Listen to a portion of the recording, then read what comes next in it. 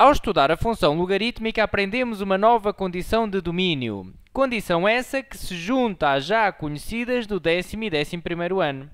Bom, é verdade, quando aprendemos agora no 12º a função logarítmica, nós introduzimos mais uma condição de domínio às que já conhecemos. É isso que eu vou rever neste vídeo, porque determinar o domínio, portanto, ter cuidado em ver o domínio de uma função ou de uma equação, é de extrema importância. Reparem que o domínio diz-nos onde é que uma função existe, em que intervalos de x é que essa função existe. Não faz sentido eu estar a estudar uma função num intervalo de x onde ela nem sequer existe, não é?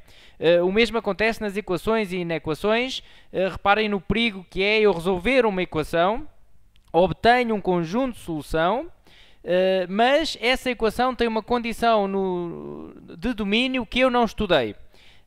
Reparem que as soluções que eu obtive na equação podem não estar no domínio. E se não estiverem no domínio, então também não são soluções da equação, ok? Portanto, o domínio é extremamente importante. Estudar o domínio numa função, ou numa equação, ou numa inequação é exatamente igual. Temos de garantir as condições de domínio que existem. Eu vou escrevê-las aqui todas, ok? São quatro condições. Quer dizer, existem depois outras variantes, mas as que são fortemente estudadas aqui no 12º ano, aquelas que devem ser objeto da vossa preocupação, são as 4 que eu vou aqui falar, ok? Então, eu vou começar pela que conhecemos há mais tempo, que são os denominadores. Nós conhecemos uma condição de domínio para os denominadores. Eu vou utilizar esta notação, coloquei aqui um traço fração, no numerador tenho reticências, no denominador coloquei um D de domínio. Onde está este D significa que temos uma variável. Portanto, temos uma expressão com a variável da função. Normalmente é o x, mas não terá de ser sempre o x, não é? A variável da função estará por aqui, numa expressão, ok? Bom, temos então uma condição para os denominadores, que já vamos aqui escrever qual é. Temos também uma condição de domínio para as raízes de índice par. Portanto, se tivermos uma expressão com a variável da função dentro de uma raiz de índice par, teremos também de ter cuidado, ok? É outra condição de domínio. E agora temos então os logaritmos. Os logaritmos têm uma condição de domínio. Eu vou aqui relembrar o gráfico da função logarítmica, que aprendemos ainda agora há umas aulas atrás, que será este gráfico. Eu relembro que este gráfico, e se bem se lembram, este gráfico só existe para valores positivos no eixo do x, não é? Portanto, dentro de um logaritmo, é essa a realidade, dentro de um logaritmo só poderemos ter valores positivos, ok? Agora, isso não quer dizer que eu não tenha, por exemplo, uma transformação aplicada a uma função logarítmica, como é aqui, por exemplo, o caso.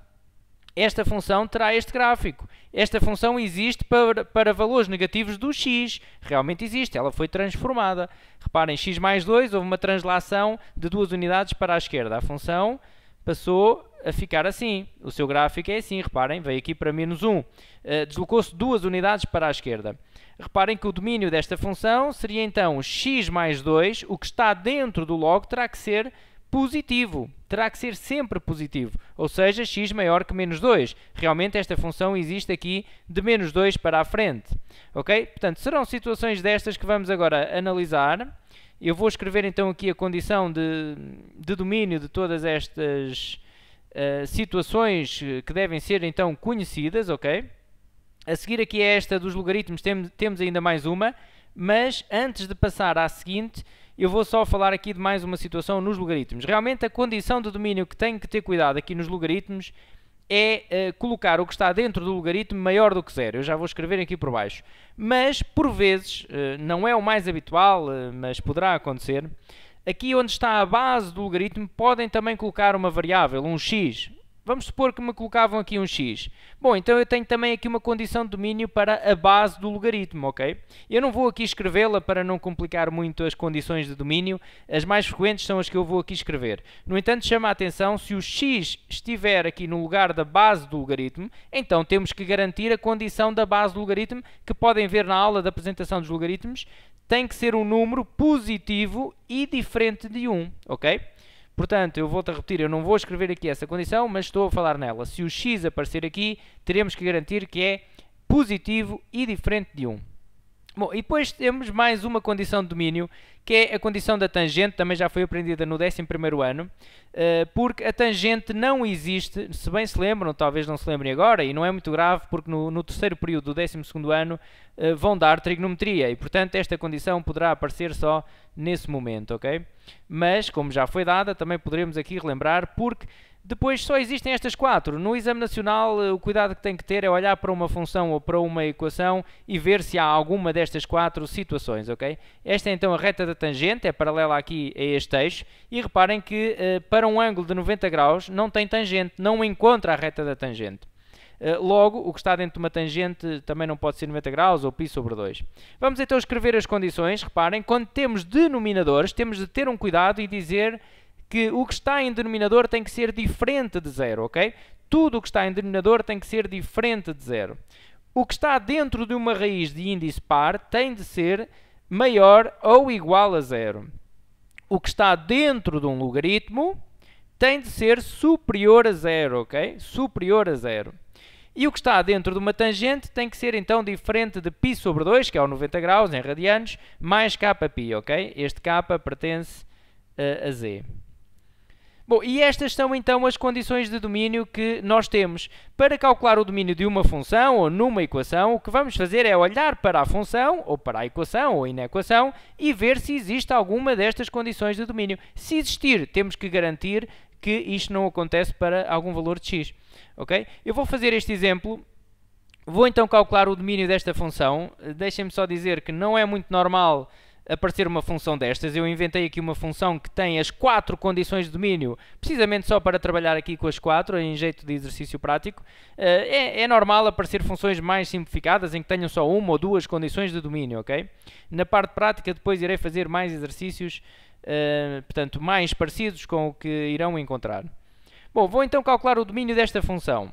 Eu escrevo sempre assim, domínio é igual a x pertence a R, isto escreve-se sempre, ok? É qualquer x que pertence a R, tal que, estes dois pontinhos representam tal que agora pode acontecer muita coisa. Vamos ver, vamos olhar para a função e ver se tem alguma condição de domínio. Então perguntamos, tem denominadores? A minha função tem denominadores?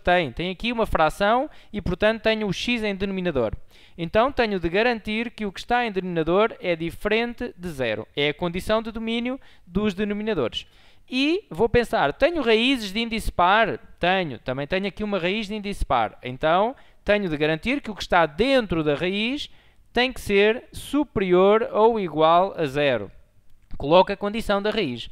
Tenho logaritmos? Tenho ali um logaritmo. Então, tenho de garantir que o que está dentro do logaritmo tem de ser superior a zero, ok?